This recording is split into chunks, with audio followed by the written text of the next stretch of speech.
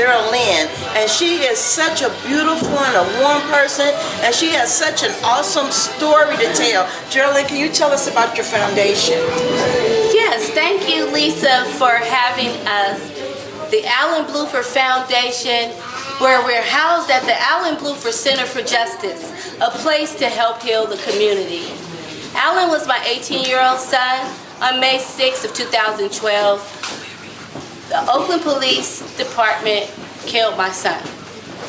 Since then, along with the community, family, and loved ones, we have formed a Justice for Brown-Blueford Foundation. We're here today because on December 20th is Alan's birthday. That's all right, baby. It's all good. Let them know. Instead of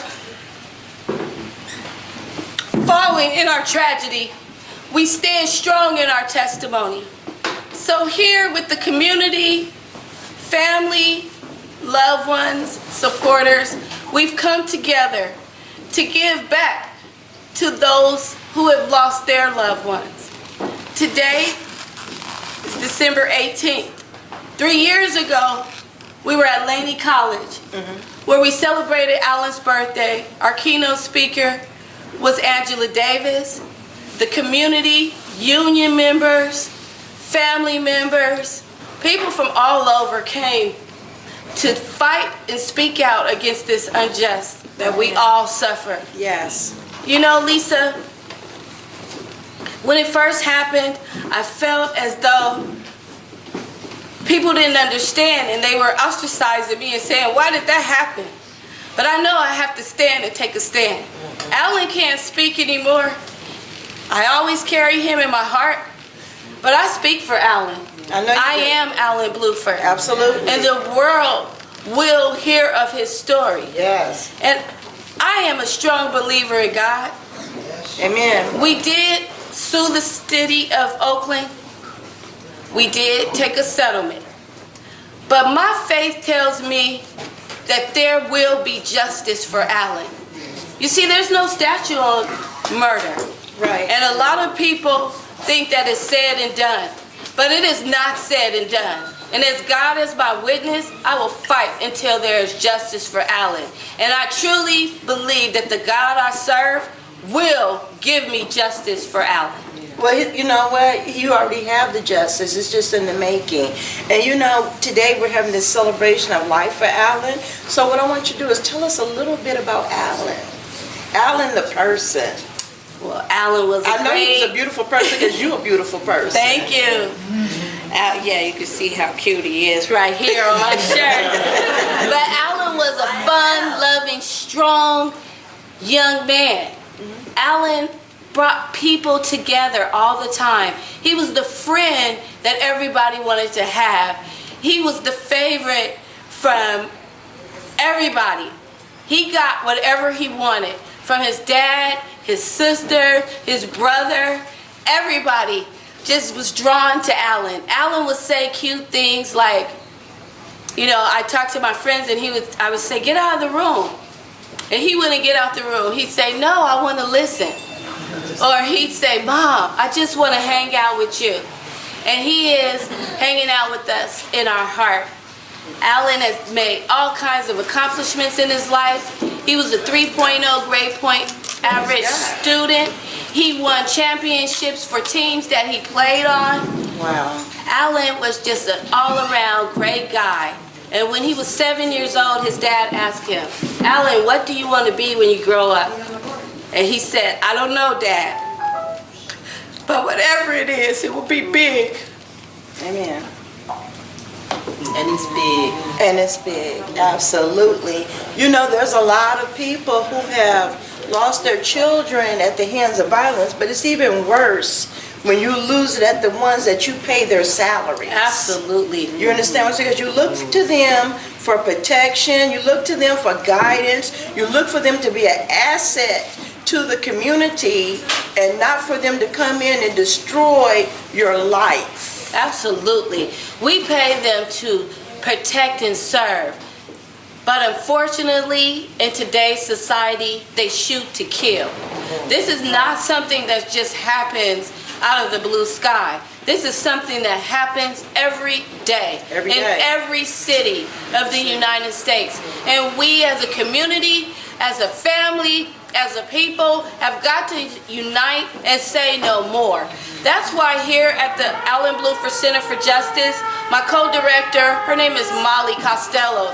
She was an RN for many years, but when this happened to Alan, she stepped out of her job in her community and stood up for Alan. And she and I went to Washington, D.C. We met with Obama's assistant. We met with the Department of Justice. And they told us it was only so much that they could do. But we are strong women of faith. And we decided that it's not going to stop there. What we have to do is change the law. Let me ask you something right there, because you're talking about changing laws, and what we're talking about is changing laws that were never instilled to protect black people or African American people or people of color. So tell me what obstacles you faced in trying to get justice for your son through the legal system, and what were the steps that you had to take so that other parents that are out there who are in the same predicament can have a clue of what they're facing. Because I've come across quite a few people. Actually, I had an employee one time of mine who was gunned down by OPD, and it was devastating to me to find out, but I can't even imagine how I would feel if it was my child. So what are the steps that you take when you go through justice, and what kind of treatment did you get, or was it your word against his word, and because he was a police officer, what was I guess what I'm trying to ask you is, what was the scales of justice like for you? Well, first of all, I have to tell you that when you lose a child, the pain is unbearable. It's a very difficult thing that I wouldn't wish upon anyone. But let me tell you, the first thing they do when they shoot your loved one is they victimize the victim. Absolutely. They begin to start telling all kind of stories and lies. They begin to hide evidence. They begin to tell you things that are not true.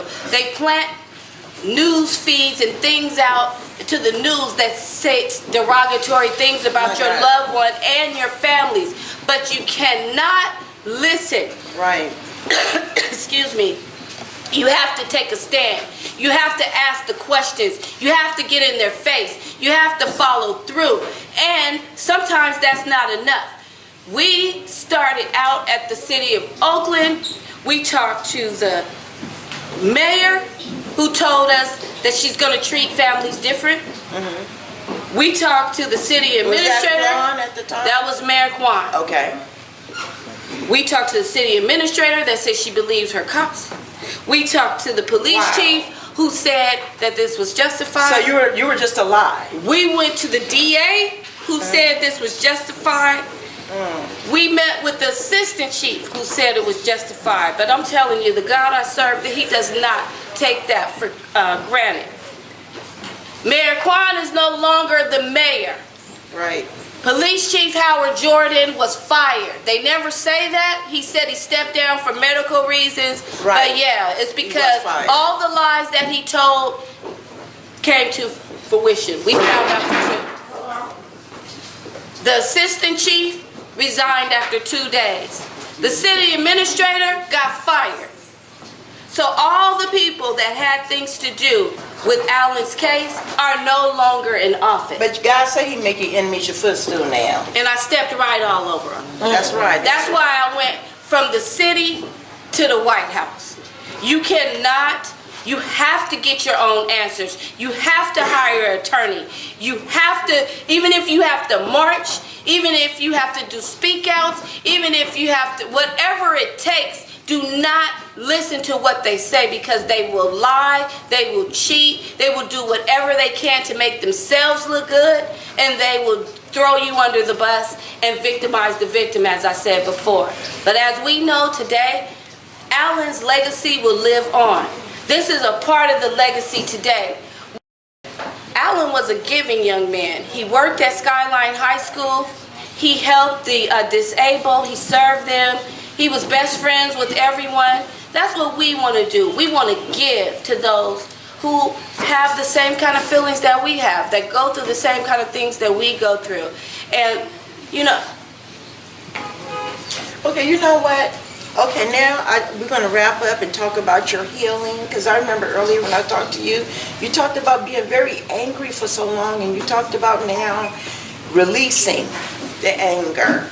And then I just want to ask you, after we talk about that, how can people get in touch with you to donate to your foundation? Because Lisa B Online has 44,000 monthly followers. Wow. So we want people to give, we want people to support you, because even though you might feel a certain way, there's people who can identify. Absolutely. I have had the opportunity to travel all over to different states, speaking about Alan's story and speaking about our fight. And, you know, to God be the glory. I get messages and letters, and people reach me and say that I'm an inspiration. For me, that's a little bit like, what, me? Because I can't believe, but Alan's story touches people. So you birthed something out of this. Yes, I did. And the thing is, when it first happened, I was in shock, I was in turmoil, I was in pain. I spent the first year living through anger and sadness. I was mad at everything. I walked in anger, I cried in anger, I talked in anger. I did everything angrily. And this is the 4th birthday without Alan, and I'm tired of being sad. Okay. I just want to celebrate the life of my son. Right. And I don't want to walk around with this upsetness. So now I'm here fighting for justice, and this is a part of my healing. Okay, so how can people donate to you? How can people give to you, and what do you need? Just going to tell people what you need. Well, you can reach me at the Brown-Blueford Center for Justice at 2434 Telegraph Avenue in the city of Oakland, California. We are also on Facebook at the Brown-Blueford Center for Justice. We also have a Facebook page for the Brown-Blueford Foundation, which is housed at the center. This center is here, donated, and set here for a place to help heal the community. We have several different outreaches, so we have people come in all the time, and we do what we can to give back and to help them.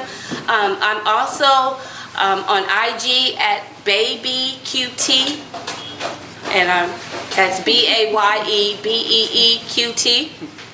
And also, again, my name is Jeralynn Brown-Blueford. Our telephone number here is 209-740-9844. Also, I have a wonderful co-director, a family of supporters, and Can you bring your co-director in? Yes, please. I don't know where she is. She's hiding out. She always likes to stay in the back and push me out to talk. But this is a fighter, and she's been fighting for justice for 3 years with me.